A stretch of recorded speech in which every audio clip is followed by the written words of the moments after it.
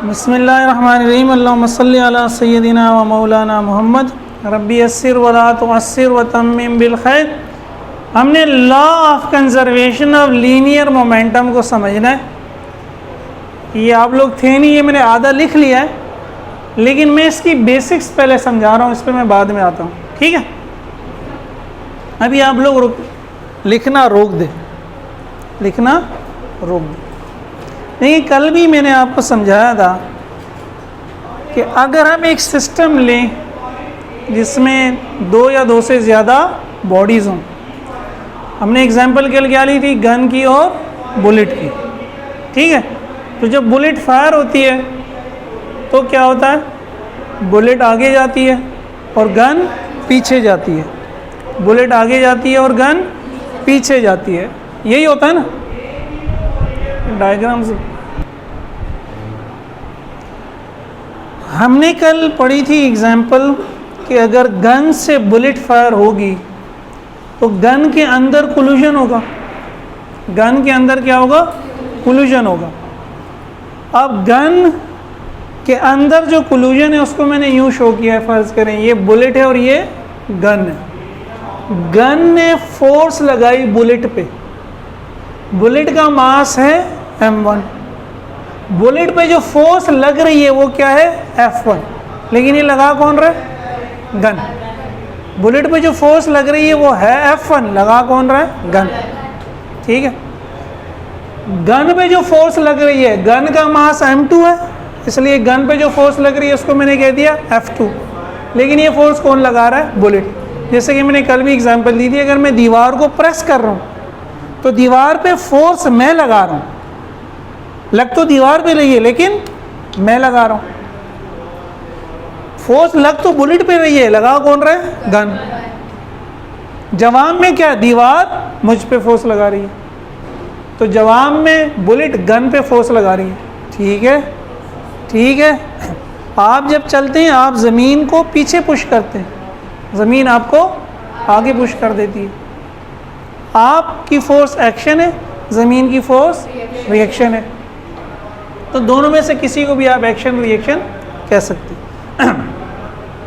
अब फ़र्ज़ करें दो गाड़ियाँ जा रही हैं, अगेन एक का मास m1 है, दूसरे का मास, इसकी वेलोसिटी u1 है, इसकी वेलोसिटी u2, ये दोनों जा रहे हैं मज़े से।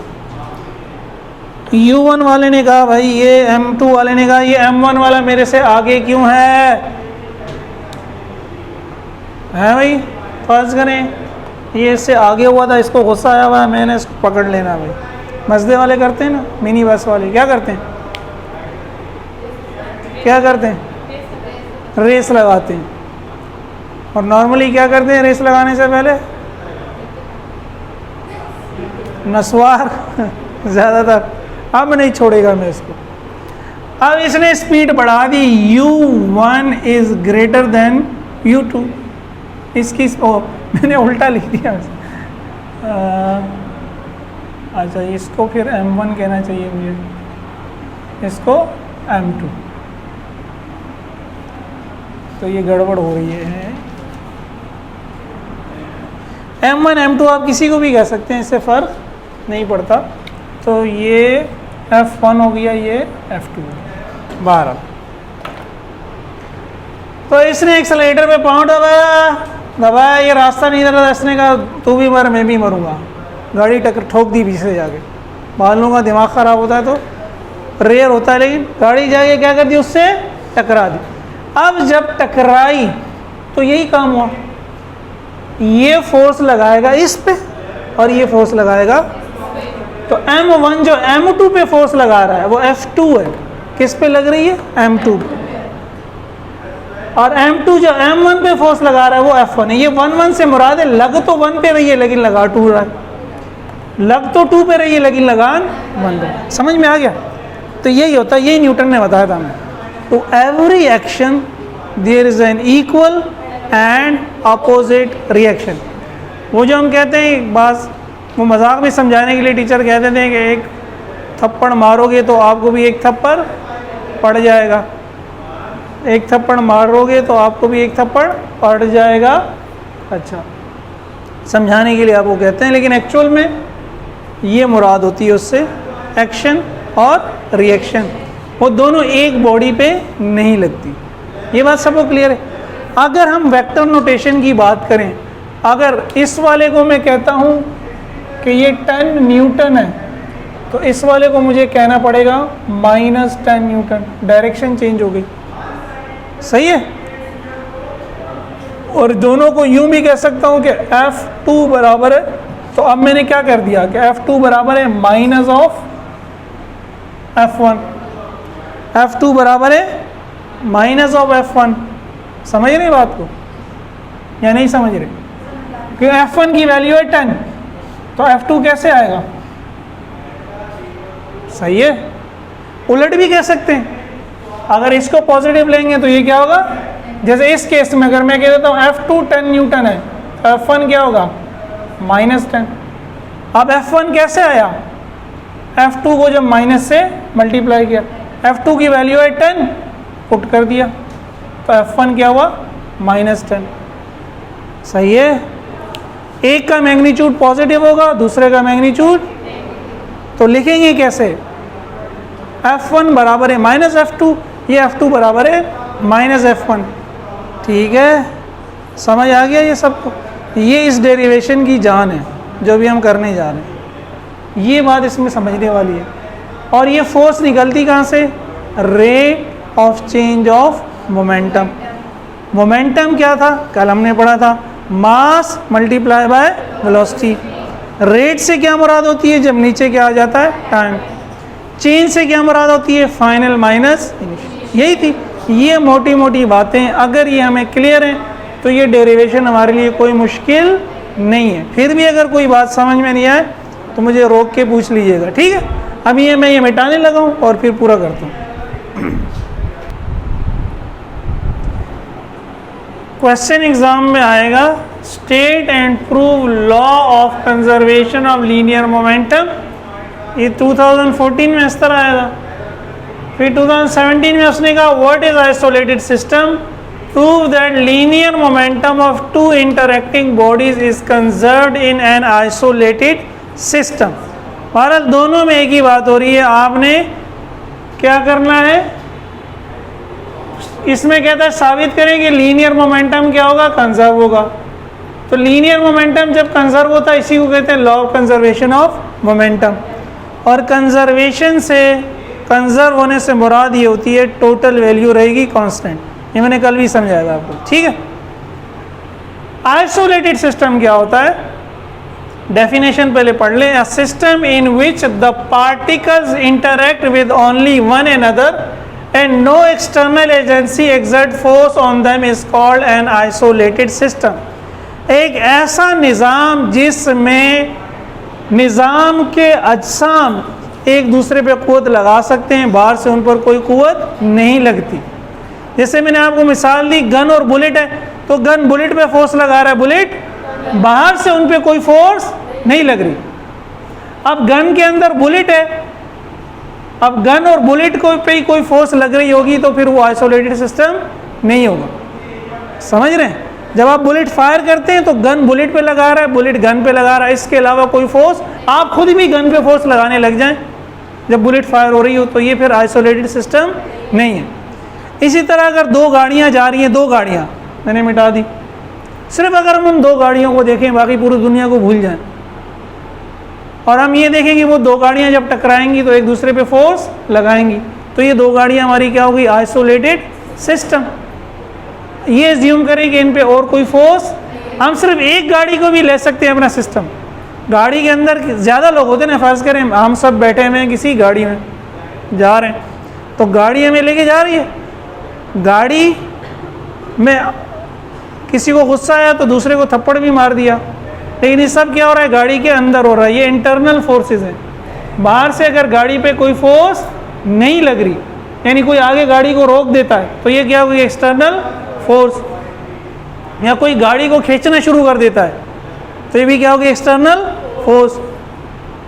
गाड़ी के अंदर लोग जो कुछ करते रहें, उछल कूद करते रहें, उससे गाड़ी के मोमेंटम पे फ़र्क नहीं पड़ता, कल जो हमने पढ़ा था। लेकिन बाहर से कोई फोर्स लग जाएगी तो वो टोटल फोर्स लगेगी, फिर एक्सटर्नल फोर्स लगेगी, वो सिस्टम फिर आइसोलेटेड नहीं रहेगा अगर उस पर क्या लग जाएगी, बाहर से फोर्स लग जाएगी। बात समझ में आ रही है?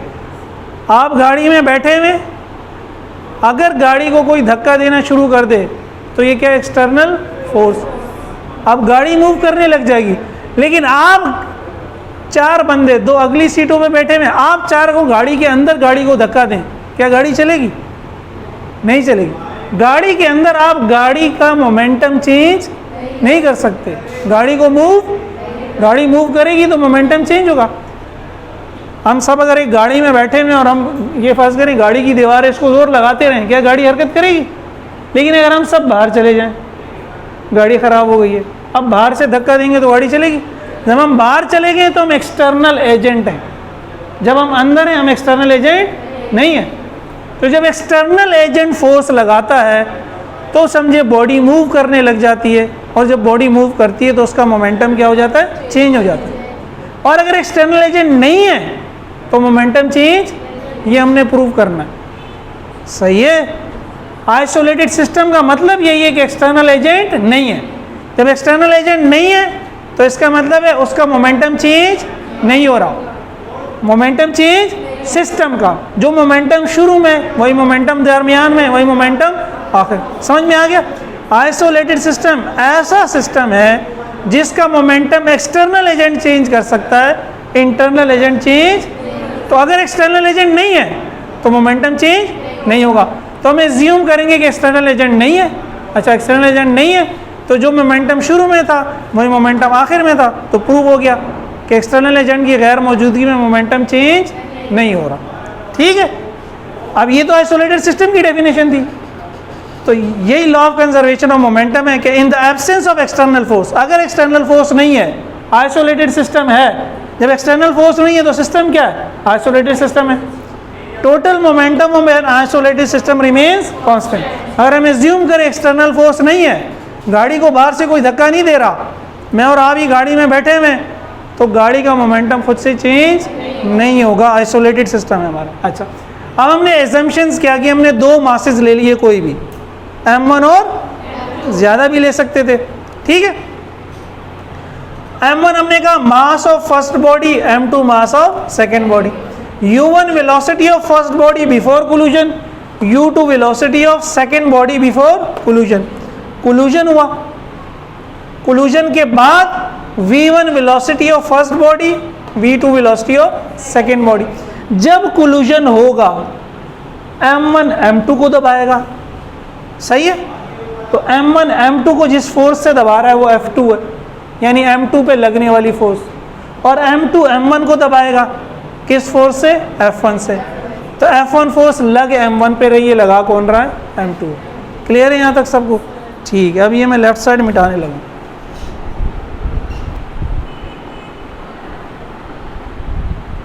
अभी कलम 1 मिनट के लिए रोक दें आप लोग। ठीक है?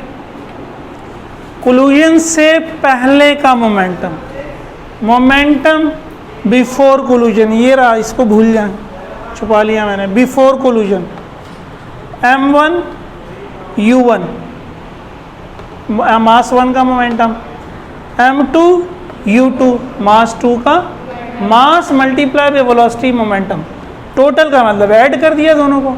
तो total momentum before collision m1 u1 plus m2 v2। Total momentum after collision, ये रही आफ्टर कोलिजन की। m1 की वेलोसिटी क्या है, m2 की वेलोसिटी क्या है, तो m1 का मोमेंटम क्या बनेगा और m2 का क्या बनेगा, दोनों को ऐड कर दिया।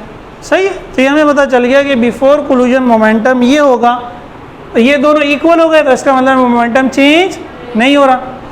अब हमने कहा ये जो कोलिजन हो रहा है इसमें F1 फोर्स लग रही है m1 पर, लगा कौन रहा है, m2। F2 फोर्स लग रही है m2 पर, लगा कौन रहा है, m1। न्यूटन थर्ड लॉ लगाते हैं तो F1 बराबर है माइनस F2, और आप घर जाके अगर चाहें तो कर लें प्रैक्टिस के लिए, F2 बराबर माइनस F1, इससे भी रिजल्ट यही आएगा। सही है? आप इसको प्लस ले लें, इसको माइनस ले लें, कर लीजिएगा। अब फोर्स होती है change in momentum upon time. Change in momentum का मतलब फाइनल माइनस फाइनल का मतलब है कोलिजन के बाद वाला, इनिशियल का मतलब है कोलिजन से। अब F1 का मतलब है मास 1, मास 1 का final momentum m1 v1 minus mass 1 का initial momentum m1 u1। Rate का मतलब है टाइम से डिवाइड कर दो, कल यही समझाया था, प्रूव किया था। इसी तरह F2 m2 v2 final momentum m2 u2 initial momentum, rate के लिए टाइम आ गया। यहाँ भी t डिवाइड हो रहा है, यहाँ भी t, तो इससे t क्या हो जाएगा, कैंसिल। यहाँ बच गया m1 v1 minus m1 u1, या माइनस साइन इससे मल्टीप्लाई होगी तो ये दोनों ये ब्रैकेट में लिख लिया, वैसे आप डायरेक्ट कर भी सकते थे m2 v2 minus m2 u2। अब ये तो ऐसे ही उतरा, माइनस से ब्रैकेट खोल ली, और माइनस से ब्रैकेट खोलने का आसान तरीका है साइन चेंज कर दें, ये प्लस है ये माइनस भी हो गया, ये माइनस है ये, तो minus plus minus minus minus plus वाला फॉर्मूला, ठीक है। अब आगे क्या किया, इस माइनस वाले को इधर ले गए, इस माइनस वाले को इधर ले गए, खुद ही प्रूव हो गया। ये m1 v1 है, ये इधर आके प्लस में हो गया m2 v2, ये m2 u2 अपनी जगह पे मौजूद है, ये माइनस इधर जाके क्या हो गया, प्लस। तो ये क्या था, टोटल मोमेंटम आफ्टर कोलिजन, और ये क्या है, total momentum before collision. Equal का क्या मतलब है, दोनों की वैल्यू सेम आ गई, ये 0 है तो ये भी 0 है, ये 10 है तो ये भी 10 है, ये 20 है तो ये भी, इसका मतलब है टोटल मोमेंटम कांस्टेंट है। कोई एक नंबर है, नंबर को क्या बोलते हैं, कांस्टेंट। प्रूव हो गया, सही है भाई, ठीक है, उतार लें।